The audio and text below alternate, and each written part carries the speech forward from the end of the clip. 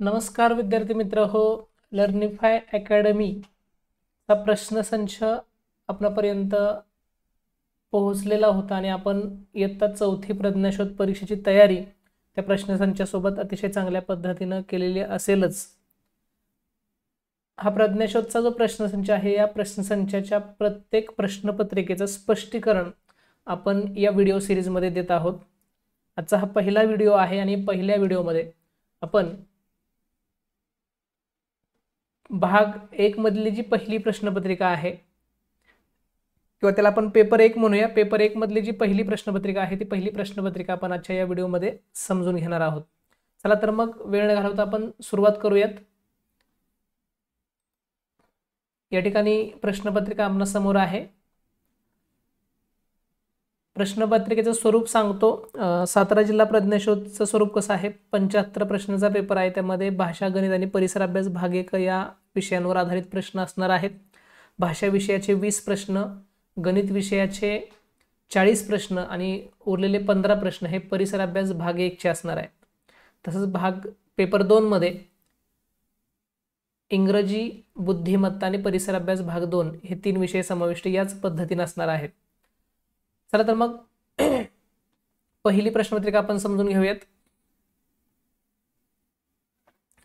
या ठिकाणी पहिला प्रश्न जो आहे तो उतारा काळजीपूर्वक वाचून त्यावर आधारित प्रश्न आपल्याला सोडवायचे आहेत. उतारा न वाचता आपण थेट प्रश्न सुरुवात करूयात. जायंट स्क्विरल असे कोणत्या प्राण्याला म्हणतात? वाघ, खारुताई, माकड आणि शेकरू असे 4 पर्याय आहेत. तर इथं आपण वाचल्यानंतर लक्षात येईल शेकरू ही येथे नजरेस पडतो, त्याला जायंट स्क्विरल असेही म्हणतात. म्हणजे शेकरू असं उत्तर आहे याचं. वरील उत्तरात एकूण किती प्राण्यांचा उल्लेख आला आहे आपण पाहूयात. वानरे 1, 2, 3, 4, 5, 6, 7, 8, 9, 10, 11 एकूण 11 प्राण्यांचा इथं उल्लेख या उत्तरामध्ये आलेला आहे. त्यानंतर कवितेवर आधारित प्रश्न असणार आहेत. कविता आहे, कवितेवर आधारित पहिला प्रश्न आहे. दर्या या शब्दाचा समानार्थी शब्द खालील पर्यायांपैकी कोणता असेल?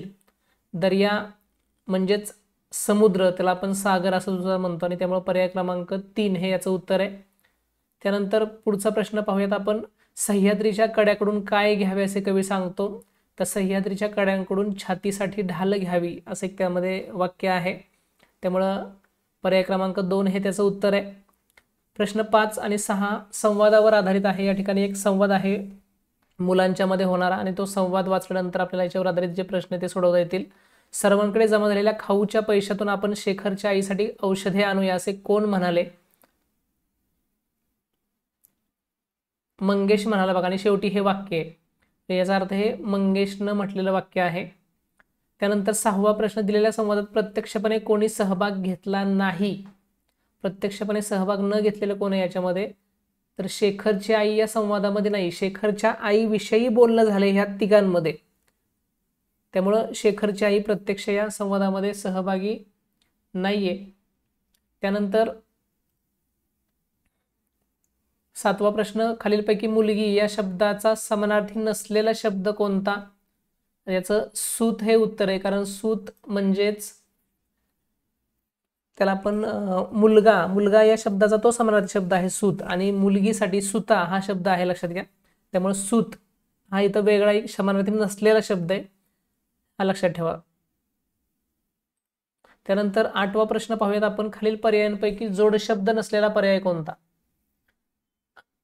खालील पर्यायापैकी जोड शब्द नसलेला. वाडवडील जोड शब्द आहे, शेती भातीवाड जोड शब्द आहे, कडी कोयंडा हा सुद्धा जोड शब्द आहे, चूक बरोबर हा जोड शब्द नाही, हे लक्षात ठेवा. त्यामुळे याचा पर्याय क्रमांक 4 हे याचं उत्तर आहे 8व्या प्रश्नाचं. 9वा प्रश्न. वर्णमालेनुसार खालील शब्दांचा क्रम लावल्यास तिसरा शब्द कोणता येईल? वर्णमालेनुसार आपल्याला यांचा क्रम लावायचा आहे आणि यांचा क्रम लावल्यानंतर पहिल्यांदा गवा हा शब्द येईल, त्यानंतर गाजर शब्द येईल, त्यानंतर गीर हा शब्द येईल आणि 4 नंबरला गोठा हा शब्द येईल. तर तिसरा शब्द कोणता आहे? गीर. पर्याय क्रमांक 3 हे याचं उत्तर आहे, लक्षात ठेवा. त्यानंतर 10वा प्रश्न आहे. होडी चालवणारा या शब्दसमूहाबद्दल अयोग्य असणारा खालीलपैकी एक शब्द कोणता? होडी चालवणारा म्हणजे नाखवा बरोबर आहे, नावाडी बरोबर आहे, नाविक बरोबर आहे, आणि पानाडी, पानाडी हा शब्द ज्यावेळी आपण एखादी विहीर खोदतो किंवा बोरवेल काढत असतो आपण, तर तिथं ज्या जमिनीमध्ये आपण ते खोदणार आहे तिथं पाणी लागेल की नाही हे सांगणारे काही लोक काम करतात सांगण्याचं, त्यांना पानाडी असं म्हणतात, लक्षात ठेवा. 11वा प्रश्न पाहूयात. तटू असे कोणाच्या पिल्लाला म्हणतात? आणि याचं उत्तर आहे गाढव, गाढवाच्या पिल्लाला तटू असं म्हणतात, लक्षात ठेवा. 12वा प्रश्न. दिलेल्या पर्यायांमधून स्त्रीलिंगी नसलेला शब्द शोधा. पहाटी, महिष, जाऊ, गवळण. आणि याचं अचूक उत्तर आहे महिष. 13वा प्रश्न आहे. दिलेल्या वाक्यातील सर्वनाम ओळखा. आजपासून सर्वांनी अभ्यासाला लागा. या वाक्यातलं सर्वनाम आहे सर्वांनी. त्यानंतर 14वा प्रश्न. दिलेल्या शब्दांच्या यादीमध्ये किती शुद्ध शब्द आहेत? याचं उत्तर आहे फक्त एक शब्द यातला शुद्ध आहे, इतर 3 शब्द जे आहेत ते चुकीचे आहेत. आपण पाहूयात. किल्ला, पहिली वेलांटी पाहिजे होती, कला इथं हा चुकलेला आहे. सैनिकमध्ये न ला पहिली वेलांटी पाहिजे, हा सुद्धा चुकलेला आहे. आशीर्वादमध्ये श ला दुसरी वेलांटी असते, हा देखील चुकलेला आहे. दिवाळी हा शब्द फक्त बरोबर आहे, म्हणजे एकच शुद्ध शब्द आहे, बाकी अशुद्ध शब्द आहेत, लक्षात ठेवा. पर्याय क्रमांक 4 उत्तर याचं. 15वा प्रश्न. जय जवान जय किसान जय विज्ञान ही घोषणा कुणी दिली? आणि याचं अचूक उत्तर आहे अटल बिहारी वाजपेयी यांनी ही घोषणा दिलेली आहे. 16वा प्रश्न. गीत रामायण या काव्यग्रंथाचे लेखक कोण आहेत? आणि याचं उत्तर आहे ग दि माडगुळकर. गीत रामायण या काव्यग्रंथाचे लेखक ते आहेत. खालीलपैकी वर्तमानकाळी वाक्याचा पर्याय कोणता? आजीने गोष्ट सांगितली, आजची गोष्ट सांगणार आहे, आजी गोष्ट सांगेल, आजी गोष्ट सांगत आहे. सांगितली म्हणजे ही क्रिया पूर्ण होऊन गेलेली भूतकाळी वाक्य झालं. हे 2 वाक्य जे आहेत. सांगणार आहे अजून म्हणजे ती क्रिया होणार आहे म्हणजे भविष्यकाळ आहे. सांगेल हा सुद्धा भविष्यकाळ आहे आणि आजी गोष्ट सांगत आहे हा वर्तमान काळ आहे. 17व्याचं उत्तर आहे पर्याय क्रमांक 4. यानंतर 18वा प्रश्न. खालीलपैकी कोणत्या म्हणीमध्ये जंगली प्राण्याचे नाव आले आहे? याचं उत्तर आहे 3. कोल्हा, काकडीला, राजी. कारण कोल्हा हा जंगली प्राणी आहे, लक्षात घ्या. पुढचा प्रश्न. बॅटरी या शब्दाला मराठी भाषेतील शब्द कोणता? वीज, विजेरी, छपाई यंत्र आणि संगणक. यापैकी विजेरी हा शब्द लक्षात ठेवा. बॅटरीला आपण विजेरी असं म्हणतो. 20वा प्रश्न आहे. योग्य पर्याय निवडून खालील वाक्य पूर्ण करा. श्रवण यंत्र वापरतात कारण. आणि याचं उत्तर आहे पर्याय क्रमांक 3. स्पष्ट ऐकण्यासाठी. श्रवण यंत्र हे ज्यांना ऐकायला कमी येतं अशा लोकांना ते दिलं जातं, त्यामुळे याचं उत्तर आहे स्पष्ट ऐकण्यासाठी. पुढचा प्रश्न 21वा. 15,706 ही संख्या आंतरराष्ट्रीय संख्या चिन्हात कशी लिहाल? पर्याय क्रमांक 3 याचं उत्तर आहे आंतरराष्ट्रीय संख्या चिन्हामध्ये या ठिकाणी ती लिहिलेली आहे. बाकी सर्व ठिकाणी आपण पाहिलं तर देवनागरी अंक देखील त्याच्यामध्ये आलेले आहेत. खालीलपैकी चुकीची जोडी कोणती? चुकीची जोडी कोणती असा प्रश्न आहे आणि या ठिकाणी थोडंसं पर्यायामध्ये गफलत झालेली आहे. पाहिलं पर्यायामध्ये काही पर्याय हे इथं देवनागरी नंतर आंतरराष्ट्रीय यायला पाहिजे होतं, इथं प्रिंटिंग मिस्टेक आहे, त्यामुळे इथं आपल्याला याचं उत्तर जे आहे ते म्हणजे पर्याय क्रमांक 2 आहे. चुकीची जोडी ही आहे कारण इथले पर्याय प्रिंट मिस्टेक असल्यामुळं आपण हा पर्याय लक्षात ठेवायचा आहे की देवनागरी आणि आंतरराष्ट्रीय अशी जोडी यायला पाहिजे होती, पण इथं 2 हा अंक देवनागरी वापरला गेला, त्यामुळं ही जोडी आपण लक्षात ठेवूया. चला पुढे जाऊयात. 23वा प्रश्न. या संख्येचे अक्षरातील लेखन कोणते? ही संख्या आपल्याला अक्षरात लिहिताना कशी लिहू आपण? तर 5,02,505 हे पर्याय क्रमांक 3 हे याचं उत्तर आहे. 24 5,30,006 ही संख्या अंकात कशी लिहाल? 5,30,006 तर पर्याय क्रमांक 3 अशा पद्धतीने आपण ती संख्या अंकात लिहू. 25 2,750 चे व्यवहारी नाव कसे लिहितात? 2,750 आपण जर या ठिकाणी थोडंसं स्पष्टीकरण घेऊयात आपण.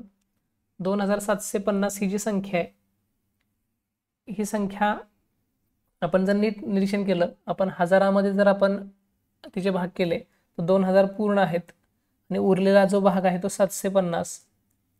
750 म्हणजे हजाराचा हा तिसरा भाग लक्षात ठेवा. हजारचे आपण 4 भाग केले तर त्यातला तिसरा भाग आहे, म्हणजे 2 पूर्ण आणि पाऊण, म्हणजे याला आपण 2.25 असं म्हणतो, लक्षात घ्या.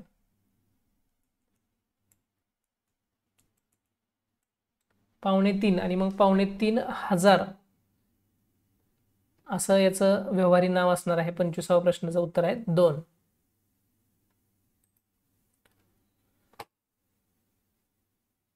त्यानंतर 26वा प्रश्न, 44,000 ही संख्या पुढीलपैकी कोणती?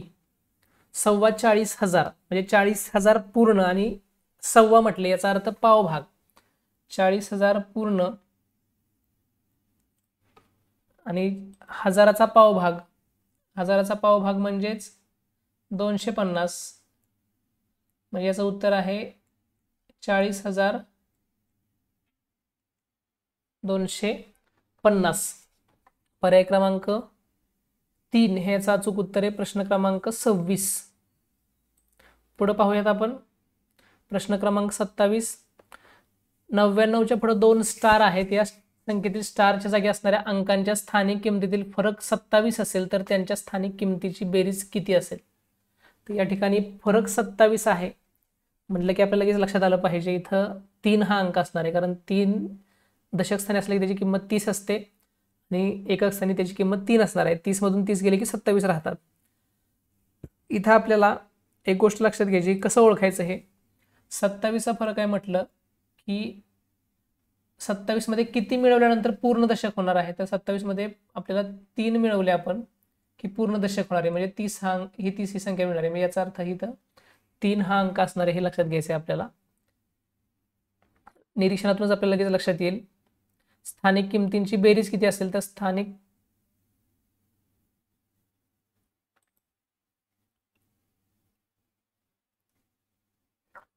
किमतीतील फरक 27 असेल तर त्यांच्या स्थानिक किमतींची बेरीज किती असेल असा प्रश्न विचारलेला आहे.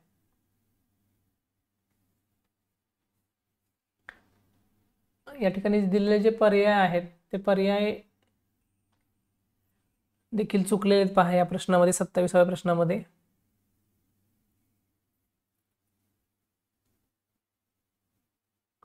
ठीक आहे, आपण पुढे जाऊयात.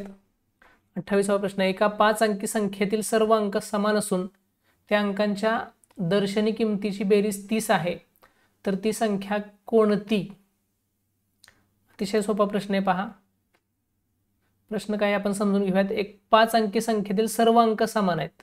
5 अंकी संख्या आहे, सगळे अंक समान आहेत, त्या अंकांच्या दर्शनी किमतींची बेरीज 30 आहे. म्हणजे समानच अंक आहे आणि त्याची बेरीज 30 आहे. जर बेरीज 30 असेल, एकूण अंक किती आहेत? 5 आहेत, म्हणजे याला 5 न भागलं की आपल्याला उत्तर लगेच सापडणार आहे. याचं उत्तर आहे 6. तर 66,666 ही संख्या असणार आहे. 5 अंकी संख्या आहे, 66,666 हे त्याचं उत्तर असणार आहे. पर्याय क्रमांक 2. पुढचा प्रश्न घेऊयात आपण 29वा. आपण सोडवूयात. 5 गुणिले 100 अधिक 4 गुणिले 0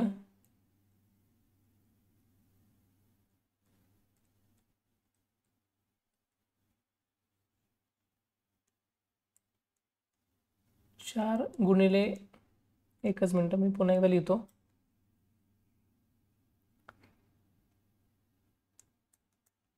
5 गुणिले 100 अधिक 4 गुणिले 0 अधिक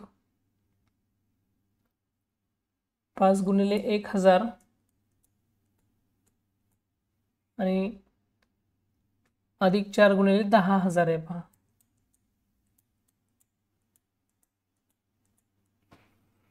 या ठिकाणी मी उदाहरण लिहिलेलं आहे. आता हे उदाहरण आपण सोडवूयात. 5 गुणिले 100 500 अधिक 4 गुणिले 0 0 अधिक 5 गुणिले 1000 5000 आणि अधिक 4 गुणिले 10,000 40,000 ह्याचं उत्तर आहे. ह्याची सगळ्यांची आपल्याला बेरीज करायची. 40,000 आणि 5,000 45,000 झाले. 45,500 असं या प्रश्नाचं उत्तर असणार आहे. 45,500. 30वा प्रश्न पाहूयात आपण. 10h अधिक 2sh अधिक 4d अधिक 5a या विस्तारित रूपात 3000 मिळवले तर कोणती संख्या होईल? आपण पटपट त्या संख्या लगेच लिहून घ्यायच्यात कागदावरती आणि ते सोडवायचे. सोपा प्रश्न एकदम, आपल्याला लगेच तो सुटणार आहे. सोडवूयात आपण. 10h म्हणजे 10,000 हे लक्षात ठेवा. त्यानंतर अधिक 2 शतक, 2 शतक म्हणजे 200. त्यानंतर 4 दशक 40 आणि 5 एकक. आपण बेरीज केली की उदाहरण आपलं हे सुटणार आहे. 10,245 मध्ये 3000 मिळवले तर कोणती संख्या येईल? अधिक 3000, याचं उत्तर येईल 13,245. पर्याय क्रमांक 4. 30व्या प्रश्नाचं उत्तर आहे पर्याय क्रमांक 4.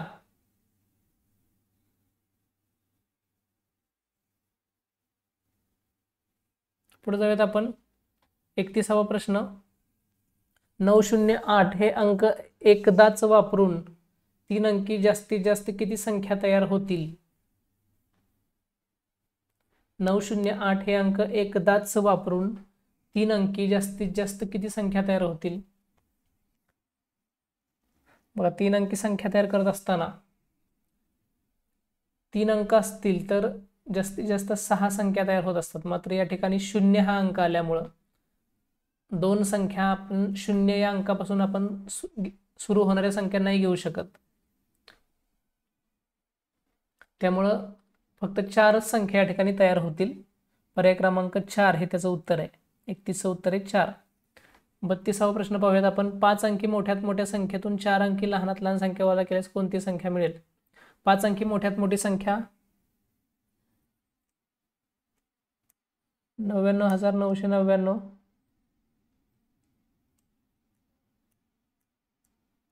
आणि या संख्येतून 4 अंकी लहानात लहान संख्या, 4 अंकी लहानात लहान संख्या जी आहे ती म्हणजे 1000 आहे. लक्षात घ्या. हे वजा केलं तर 98,999 असं त्याचं उत्तर येईल आणि ते उत्तर आहे पर्याय क्रमांक 2. पुढचा प्रश्न 33वा पाहूयात आपण. या संख्या उतरत्या क्रमाने लिहिल्यास शेवटची संख्या कोणती असेल? उतरत्या क्रमाने म्हणजे सगळ्यात मोठी संख्या जी आहे ती आपण सुरुवातीला घ्यायची आहे. ती आहे 52,085.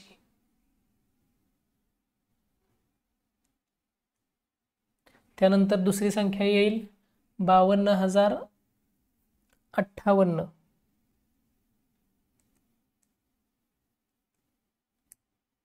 ही 2 नंबरची संख्या येईल. आपण उतरत्या क्रमाने लिहितोय संख्या, म्हणजे सगळ्यात मोठी पहिल्यांदा घेतल्यानंतर थोडी थोडी छोटी संख्या आपण घेतल्यानंतर आणखी लहान संख्या ती म्हणजे 50,528 आणि शेवटी येईल 50,520. प्रश्न आहे शेवटची संख्या कोणती असेल? तर 50,520. पर्याय क्रमांक 3 हे त्याचं उत्तर आहे. पहा, 50,520 पर्याय क्रमांक 3. 33 या प्रश्नाचं उत्तर आहे 3. पुढे जाऊयात आपण. 7,777, 3,333, 4,444, 5,555 या संख्या चढत्या क्रमाने लिहून सर्वात मोठी संख्या व सर्वात लहान संख्येतील फरक किती असेल? या संख्या आपण चढत्या क्रमाने लिहिल्या तर सगळ्यात लहान संख्या असणार आहे 3333 म्हणजे 3,333. या ही संख्या आणि सर्वात मोठी संख्या असणार आहे 7,777. यातला फरक जो आहे तो असणार आहे 4,444. पर्याय क्रमांक 4. 34चं उत्तर आहे पर्याय क्रमांक 4. 35वा प्रश्न घेऊयात. 1 ते 50 मधील सर्व संख्यांची बेरीज किती? 1 ते 50 मधील सर्व संख्यांची बेरीज करताना क्रमवार संख्यांची बेरीज आपल्याला करायची असेल तर सूत्र आहे पहिली संख्या अधिक शेवटची संख्या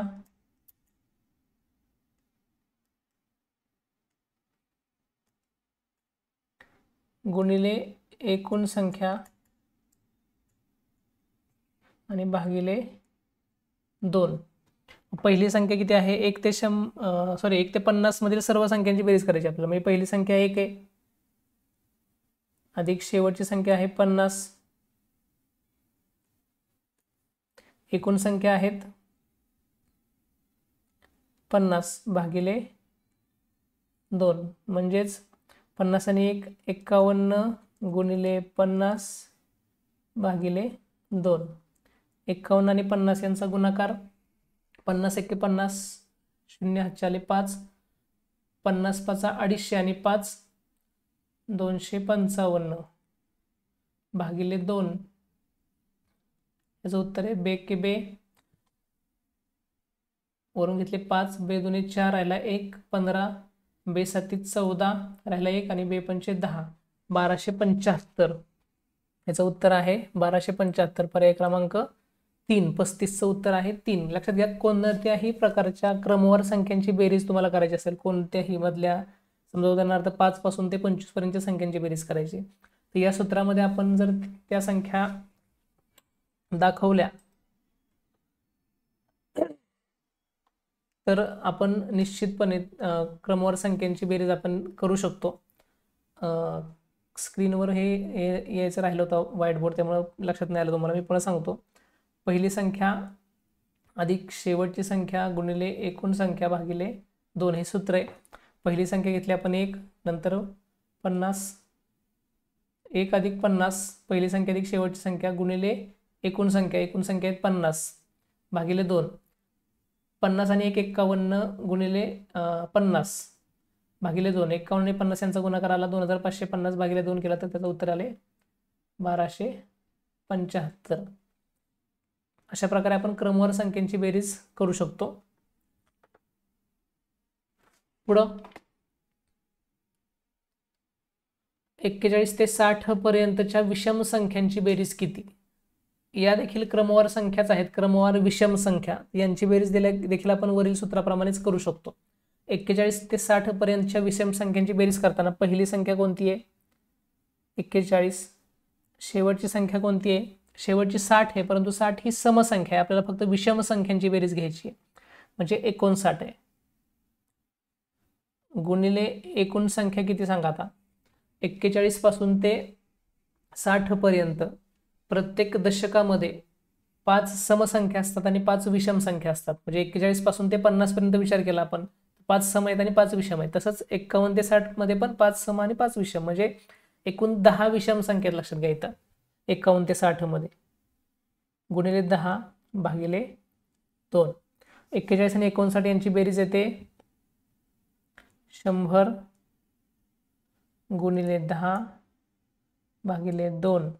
100 × 1000 भागिले 2 आणि ह्याचं उत्तर आहे 500. 41 ते 60 पर्यंतच्या विषम संख्यांची बेरीज आहे 500. पर्याय क्रमांक 4 हे त्याचं उत्तर आहे.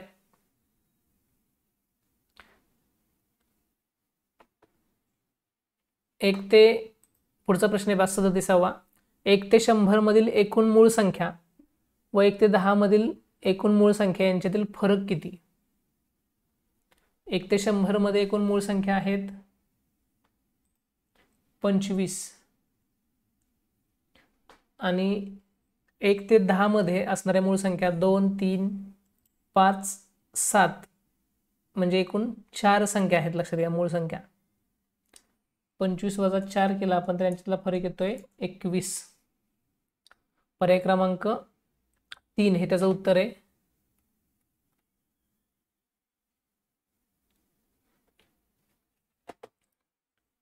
पुढे जाऊयात आपण 38वा प्रश्न.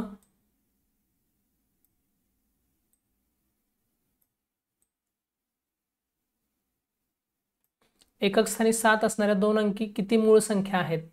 ज्यांच्या एकक स्थानी 7 आहे अशा 2 अंकी मूळ संख्या किती? त्याचं उत्तर आहे 38व्या प्रश्नाचं अचूक उत्तर 2 आहे. म्हणजे पर्याय क्रमांक 2 म्हणजे एकक स्थानी 7 असणाऱ्या एकूण 2 अंकी 5 मूळ संख्या आहेत. कोणकोणत्या? त्यामध्ये 17 एक मूळ संख्या येईल पहा, 2 अंकी म्हटले, 7 नाही येणार, 17 येईल. 27 नाही येणार, संयुक्त संख्या आहे. आपण लिहूयात 17 नंतर 27 नाही येणार. 27 नंतर 37 मूळ संख्या आहे. 47 मूळ संख्या आहे. 57 मूळ संख्या नाही. 67 मूळ संख्या आहे. 67 नंतर 77 ही मूळ संख्या नाही. 87 मूळ संख्या नाही आणि 97 ही एक मूळ संख्या आहे पहा. एकूण 5 मूळ संख्या आहेत की ज्यांच्या एकक स्थानी 7 हा अंक आहे. त्यामुळे उत्तर याचा पर्याय क्रमांक 2 आहे. पुढचा प्रश्न 39वा. एका गावात एकूण 62,122 मतदार आहेत. त्यापैकी 23,118 पुरुष साक्षर आहेत व 25,238 स्त्री साक्षर आहेत. तर त्या गावात किती मतदार निरक्षर आहेत? गावातील एकूण मतदार आहेत 62,122 आणि पैकी साक्षर पुरुष आणि स्त्री यांची संख्या इथं दिलेली आहे. आणि निरक्षर मतदार विचारलेत म्हणजे आपल्याला साक्षर एकूण करायला लागतील. अगोदर लक्षात घ्या, पुरुष आणि स्त्री वेगवेगळे दिलेत, ते आपल्याला एकूण करावे लागतील. 23,118 आणि 25,238 यांची बेरीज करावी लागेल. 16 = 1 5 3 8 आणि 4 48,356 हे एकूण साक्षर झाले. लक्षात घ्या, गावची एकूण लोकसंख्या आहे 62,122.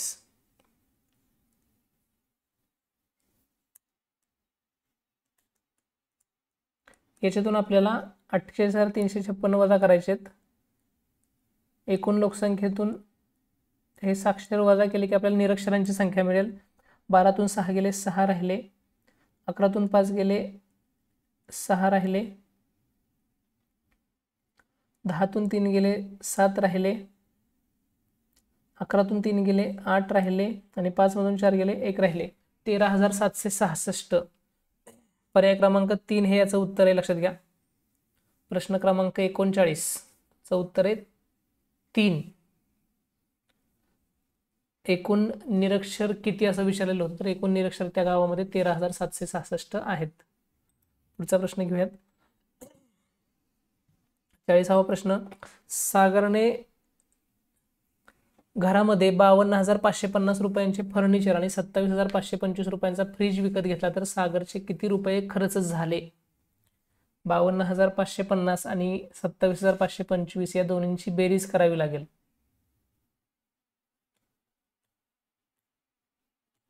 $52,550 अधिक 27,525 5 7 0 हातचाला 1 7 आणि 3 10 हातचाला 1 8 80,075 80,075 पर्याय क्रमांक 2. बघा इथं त्यांनी उत्तर अंकात देण्याच्या ऐवजी अक्षरात दिलेलं आहे. मात्र आपण कन्फ्यूज व्हायचं नाही, आपण गोंधळून जायचं नाही. तर आपल्याला इथं त्याचं अचूक उत्तर माहीत आहे 80,075 आणि पर्याय क्रमांक 2 हे त्याचं अचूक उत्तर आहे. 41वा प्रश्न. पुढीलपैकी कोणत्या संख्येला 3 ने व 5 ने निशेष भाग जातो? पुढीलपैकी कोणत्या संख्येला 3 ने व 5 ने निशेष भाग जातो? 41वा प्रश्न आहे पहा. इथं आपल्याला एक एक संख्येचा विचार करावा लागेल. पहिली गोष्ट 5 ने भाग जातो याचा अर्थ त्या संख्येच्या शेवटी एकक स्थानी 0 किंवा 5 हा अंक असणार आहे. इथं आपण जर पाहिलं, इथं 5 हा अंक आहे, इथं 5 हा अंक आहे आणि इथं 5 हा अंक आहे. 3 संख्या आहेत की ज्याच्या एकक स्थानी 5 हा अंक आहे. मात्र एक संख्या आहे ही इथून आपल्याला घ्यायची नाही, कारण त्याच्या एकक स्थानी 3 आहे, म्हणजे त्याला 5ने भाग जाणार नाही. 5ची कसोटी काय आहे की ज्या संख्यांच्या एकक स्थानी 0 किंवा 5 हा अंक असेल तर त्या संख्येला 5ने भाग जातो. म्हणजे ह्या संख्येचा विषय संपला. तर राहिल्या 3 संख्या. या तीनही संख्यांना 5ने भाग जातोय. फक्त आपल्याला काय बघायचं आता की त्यांना 3ने भाग जातो का नाही हे खात्री करायची. 3ची कसोटी आहे संख्येतील सर्व अंकांची बेरीज करून त्या बेरीजेला जर 3ने भाग गेला तर ती संख्या 3ने भाग जाणारी असते. इथं आपण 6 आणि 3 9, 9 आणि 6 15 आणि 5 20, 20ला 3ने भाग जात नाही, म्हणजे या संख्येला 3ने भाग जाणार नाही. पुढे येऊयात आपण. 8 आणि 1 9, 9 आणि 2 11, 11 आणि 5 16, 16ला 3ने भाग जात नाही, म्हणजे या संख्येला 3ने भाग जाणार नाही. शेवटी एकच संख्या राहिली, हेच उत्तर असणार आहे, तरी पण आपण खात्री करूयात. 3 आणि 1 4, 4 आणि 5 9, 9ला 3ने भाग जातो, 3 त्रिक 9, म्हणजे या संख्येला 3ने भाग जातो, तसेच 5नेही भाग जातो. याचं उत्तर आहे पर्याय क्रमांक 4.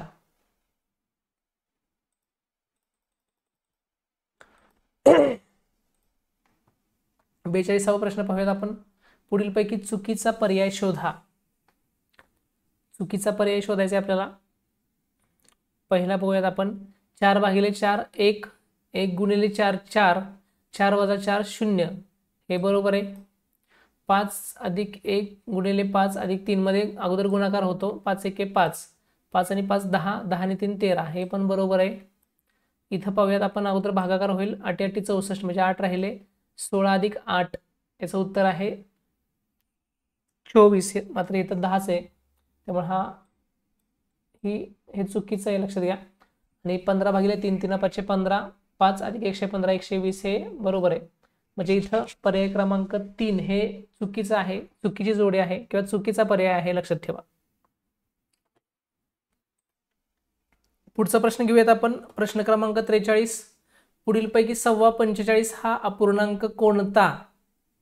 45 म्हणजे 45 पूर्ण आणि पावभाग, म्हणजे या ठिकाणी पर्याय क्रमांक 2 हा बरोबर आहे, लक्षात ठेवा.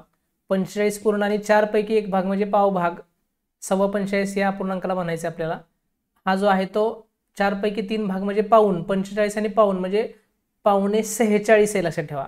हा जो आहे तो 1 पैकी 1 म्हणजे 1, 45 आणि 1 46 होईल इथं, आणि इथं सुद्धा 46 होईल. ठीक आहे. पुढे जाऊयात आपण. 44वा प्रश्न. 7.2 या अपूर्णांकास अंशाधिक अपूर्णांकाचे रूप दिले असता छेदाची 5 पट ही अंशापेक्षा कितीने कमी असेल? आपण अगोदर अंशाधिक अपूर्णांकात रूपांतर करूयात. 7.2 तर इथं काय करायचं, 7 आणि 4 यांचा गुणाकार करायचा आणि त्यामध्ये 2 मिळवायचे. 7 चौक 28 आणि 2 30, 30/4 हे याचं उत्तर असणार आहे. म्हणजे अंशाधिक अपूर्णांकामध्ये आपण रूपांतर केलं. आता काय म्हटलंय, छेदाची 5 पट म्हणजे 4 पंचे 20, छेदाची 5 पट येते 20, ही अंशापेक्षा कितीने कमी असेल? अंश किती आहे? 30, मग 30 मधून 20 गेले, 10 राहिले. छेदाची 5 पट ही अंशापेक्षा 10ने कमी असेल, लक्षात घ्या. पर्याय क्रमांक 3 याचं उत्तर आहे. पुढे जाऊयात आपण.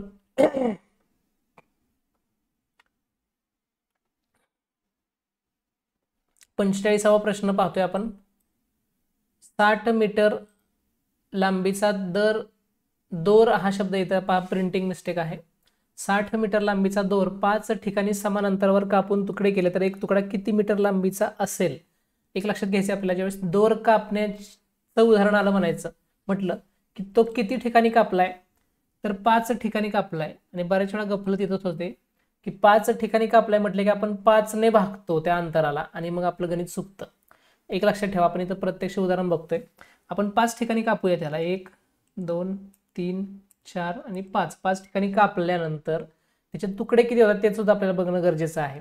समान अंतरावर कापलाय असं म्हटले, थोडंसं आपण इथं समजून घ्यायचंय.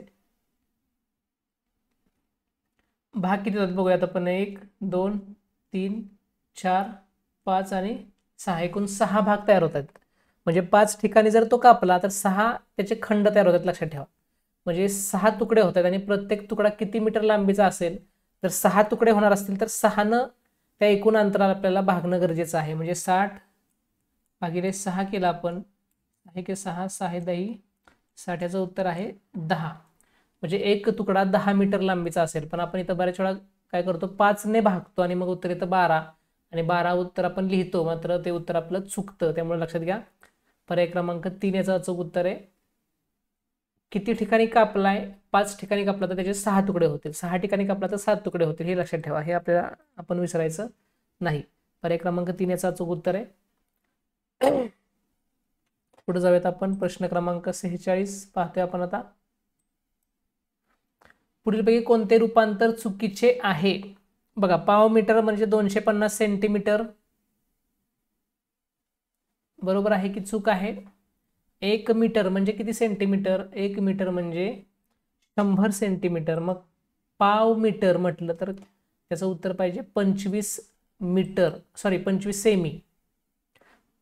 तिथं पहिलं रूपांतरच चुकीचं आहे पहा.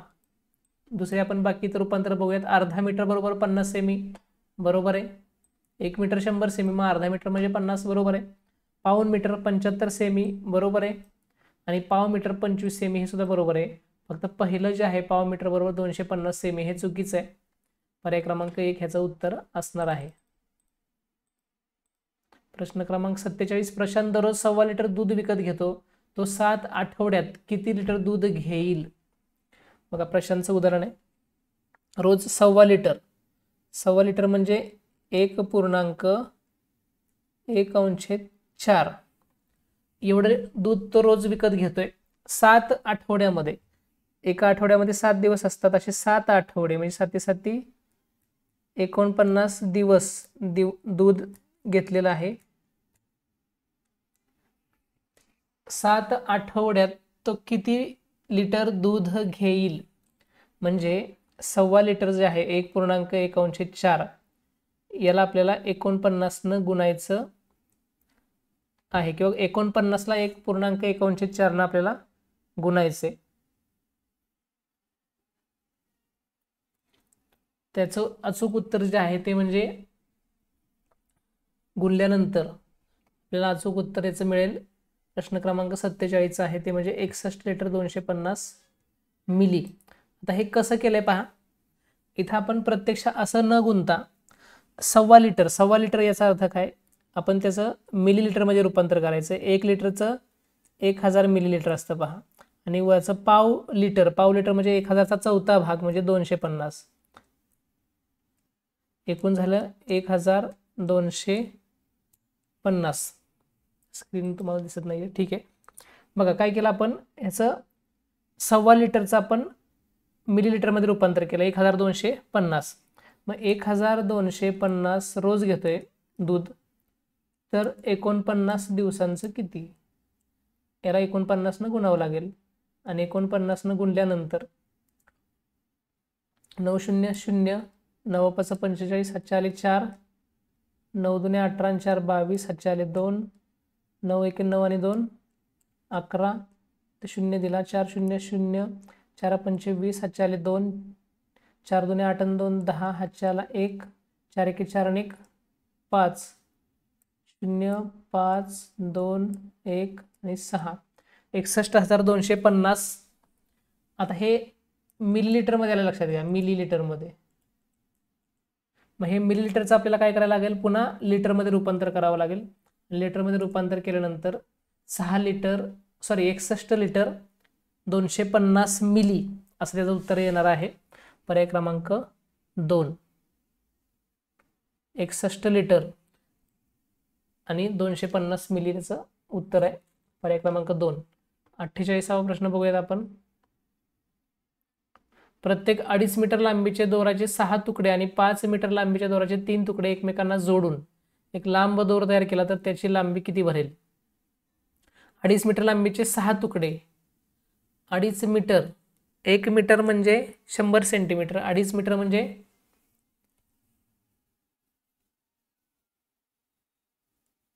250 सेमी, 2.5 मीटर म्हणजे या लांबीचे 6 तुकडे गुणिले 6 केला आपण, 25 150 म्हणजे 1500, म्हणजेच 15 मीटर लक्षात घ्या.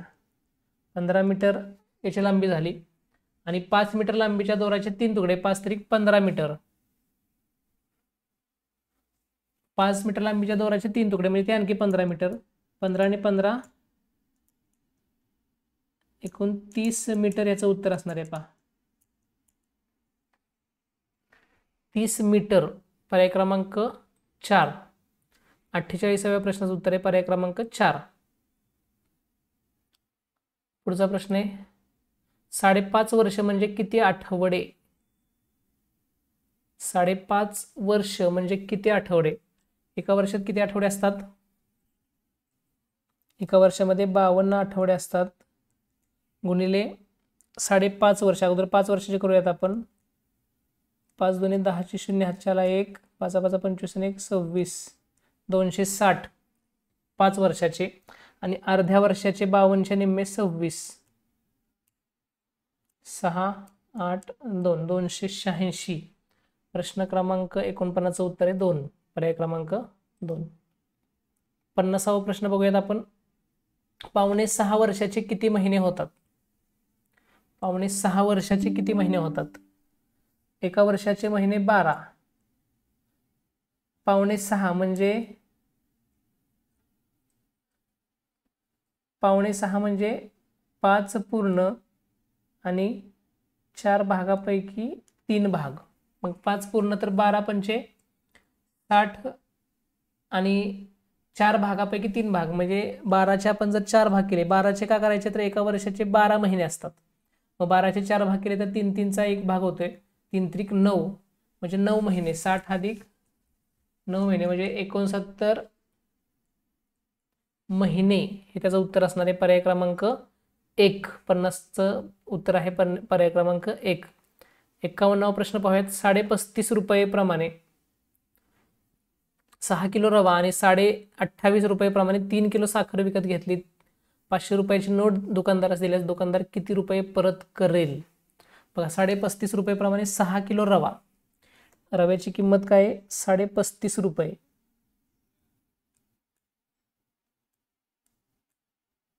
.35 5 असं आपण दशांश चिन्हामध्ये लिहूया. याप्रमाणे 6 किलो रवा घेतलाय. गुणिले 6 केला आपण. उद्या आपण गुणाकार करूया. 6 पंचे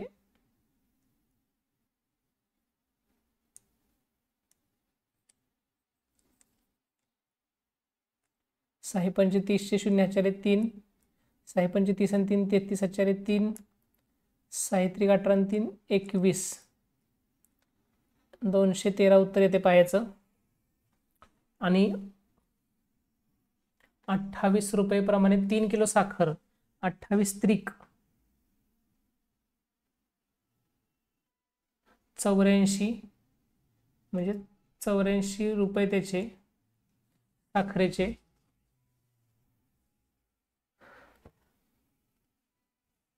याची बेरीज करूयात आपण. दशांश चिन्हामुळे मी इकडं 3 खाली 0 घेतले, हे 4 घेतले हे लक्षात घ्या. इथं पण दशांश चिन्ह येईल आणि इथे 0 येईल. इथं 0 राहील, इथं दशांश चिन्ह येईल. 7 8 आणि 1 9 आणि 2 297 रुपये होत आहेत. आणि दुकानदारास 500 रुपयाची नोट दिली आहे. म्हणजे 500 रुपयामधून आपल्याला 297 वजा करावे लागतील. तोंडी आपण वजाबाकी करूयात. 203 याचं उत्तर येणार आहे. 203 रुपये शिल्लक राहतील. दुकानदार 203 रुपये माघारी करेल. सॉरी 28 प्रमाणे आपण हिशोब केला. इथं 28 प्रमाणे नाही, 28.5 म्हटलेलं आहे. 35.5 रुपयाप्रमाणे 6 किलो रवा. 35.5 गुणिले 6, 6 पंचे 30 हातच्याले 3, 6 पंचे 30 आणि 3 33 हातच्याले 3, 6 त्रिक 18 आणि 3 21, 213 रुपये हे झाले. आणि 35.5 28.5 रुपयाप्रमाणे 3 किलो साखर. 28.5 गुणिले 3 करावं लागेल आपल्याला.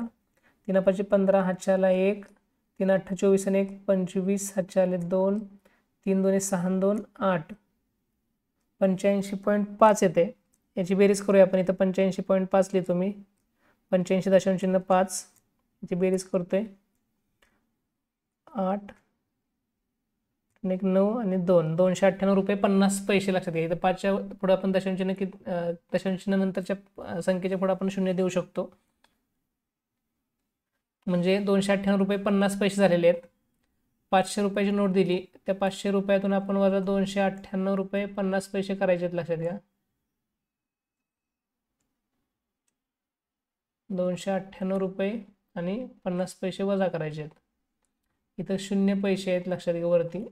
इथं आपण हातचा घ्यावा लागेल आपल्याला इकडून रुपयातून पैशामध्ये. इथं 50 उरतील, 1 रुपया आपण इकडे हातचा घेतला, 50 पैसे उरतील. आणि इथं 500 पैकी इथं 0 पैकी म्हणजे 9 पैकी 9तून 8 गेले, 1 राहिले. इथं सुद्धा 9 9तून 9 गेले, 0 राहिले.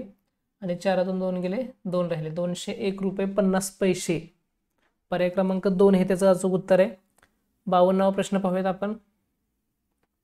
50 रुपये व 100 रुपयाच्या समान नोटा घेऊन 3000 रुपये जमा केले. 50 रुपये व 100 रुपयाच्या समान नोटा घेऊन 3000 रुपये जमा केले, तर त्यात 50 रुपयाच्या किती नोटा असतील? 50 रुपये आणि 100 रुपयाच्या समान नोटा घेतल्या लक्षात घ्या. त्यामुळे 50 आणि 100च्या अगोदर आपण बेरीज करायची. किती होते? ती होते 150. 150. 150 प्रमाणे 3000 रुपये जमा केले, म्हणजे 3000ला आपल्याला 150 भागायचे हे लक्षात घ्या. 15 दुने 30 आणि 15 शून्य 0, एकूण 20 नोटा असणार आहेत दोन्ही प्रकारच्या. म्हणजे 100च्याही 20 आणि 50च्याही 20. म्हणजे तर इथं काय विचारले, 50 रुपयाच्या किती नोटा असतील? तर 50 रुपयाच्या 20 नोटा असतील. पर्याय क्रमांक 2 हे याचं अचूक उत्तर आहे. 53वा प्रश्न पाहूयात आपण. 8:15 वाजता तास काटा व मिनिट काटा यांच्यामध्ये कोणता कोण असेल? 8:15 वाजता आपण जर नीट निरीक्षण केलं घड्याळामध्ये, वरती 12चा काटा, इथं खाली 6 3 9 आणि 8 इथं असते पहा. 8:15 वाजता त्या घड्याळाच्या काट्यामध्ये असा कोण असणार आहे?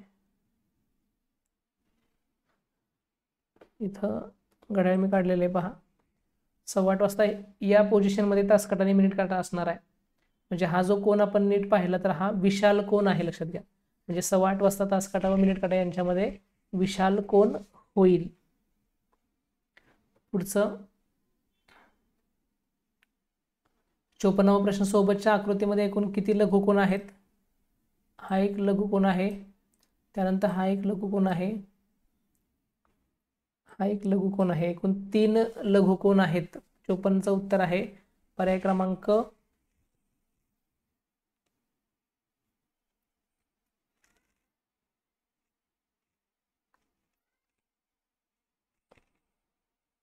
अजून कुठलाही, हा विशाल कोण आहे, हा विशाल कोण आहे, हा जो आहे तो, हा एक लघुकोन आहे पहा. हा काटकोनापेक्षा थोडासा छोटा कोण आहे, हा एक लघुकोन आहे. म्हणजे एकूण 4 लघुकोन आहेत. पर्याय क्रमांक 2 हे त्याचं उत्तर आहे. 4 लघुकोन आहेत दिलेल्या आकृत्यांमध्ये. फक्त हा काटकोन आहे, हा विशाल कोण आहे, हा विशाल कोण आहे, हा सुद्धा लघुकोनच आहे. आपण त्याचं नीट निरीक्षण केल्यानंतर आपल्या लक्षात येते. ठीक आहे, तर अशा प्रकारे पुढचा प्रश्न घेऊयात आपण. 55. लगतच्या 2 बाजू समान असणाऱ्या चौकोनास काय म्हणतात? लगतच्या 2 बाजू समान असणाऱ्या चौकोनास काय म्हणतात? 55वा प्रश्न आहे आणि त्याचं उत्तर आहे पर्याय क्रमांक 4 आयत. लगतच्या 2 बाजू समान असतात लक्षात घ्या.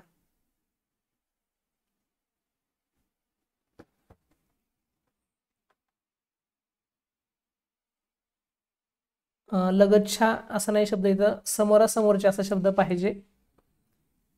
ठीक आहे, 56वा प्रश्न घेऊयात.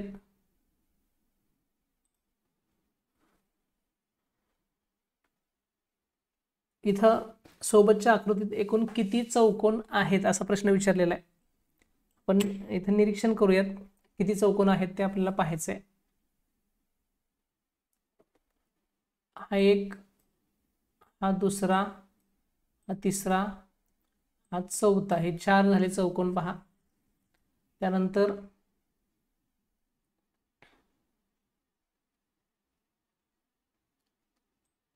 ह्या दोन्हीचं मिळून 1 2 आणि हा मधला 1 3, 4 आणि 3 झाले 7. त्यानंतर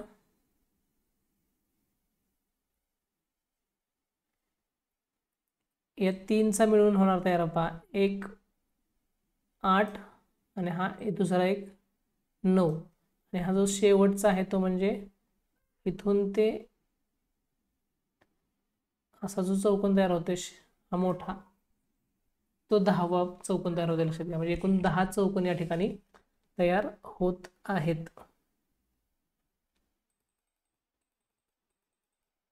प्रश्न 57 रेषाखंड अ ब मध्ये खालीलपैकी काय समाविष्ट नाही. रेषाखंड अ ब मध्ये त्रिज्या आहे का तर त्रिज्या आहे कारण तो केंद्रबिंदूतून जाते बरोबर आहे. जीवा आहे का तर जीवा आहे. व्यास सुद्धा आहे. मात्र परिघ म्हणजे या सर्व वर्तुळाची कडा जी आहे त्याची लांबी आपल्याला मोजायची असते तर परिघ फक्त नाही आहे बाकी सगळ्या गोष्टी आहेत. म्हणजे 57चं उत्तर आहे पर्याय क्रमांक 4. 58वा प्रश्न पुढीलपैकी वर्तुळाची सर्वात मोठी जीवा कोणती तर त्याचं उत्तर आहे व्यास. व्यास ही सर्वात मोठी जीवा असते वर्तुळाची हे लक्षात ठेवा. 59 प्रश्नासाठी चित्रमालिका आहे पहा या ठिकाणी चित्रालेख आहे. वाहनाचा प्रकार आणि वाहनांची संख्या. बसची संख्या किती. बस 1 2 3 4 5 6 बसची संख्या आहे 6 आणि कारची संख्या जीपच्या संख्येच्या किती पट आहे. कारची संख्या आहे 9 जीपची संख्या आहे 3 3च्या किती पट आहे 9 पट आहे तिप्पट आहे. पर्याय क्रमांक 60चं उत्तर आहे 3. अशा प्रकारे गणित हा विषय इथं संपलेला आहे आणि मग आता परिसर अभ्यास हा जो विषय आहे तो आपण पटपट घेऊयात. बिबळ्या कडव्या फुलपाखराची मादी कोणत्या पानावर अंडी घालते. याचं उत्तर आहे रुईच्या पानावर अंडी घालते. पानगळीचा ऋतू कोणता. पानगळीचा ऋतू हिवाळा आहे हे लक्षात ठेवा. जास्त पावसाच्या प्रदेशात पुढीलपैकी कोणते पीक घेतले जाते तर उत्तर आहे तांदूळ. पुढीलपैकी वेगळा शब्द लिहा. दही लिंबू तूप आणि लोणी. इथे लिंबू हा शब्द लिंबू वेगळा येईल कारण बाकी सगळे दुधापासून बनवलेले पदार्थ आहेत. कणसापासून बाजरीचे दाणे सुटे करण्याच्या कामाला काय म्हणतात.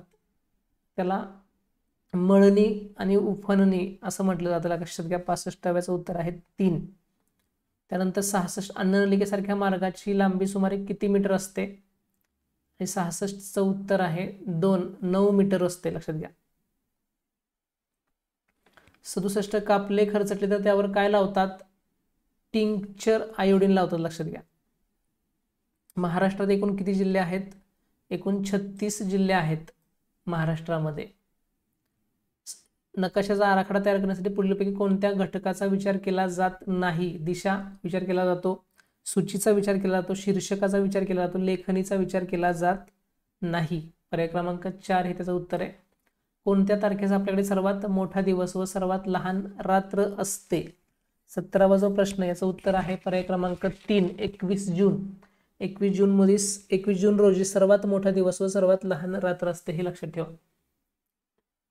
चांगला शेजार आपल्याला कशात महत्वाचा असतो. भांडणामध्ये आजारपणात जडणघडणीत कार्यक्रमात.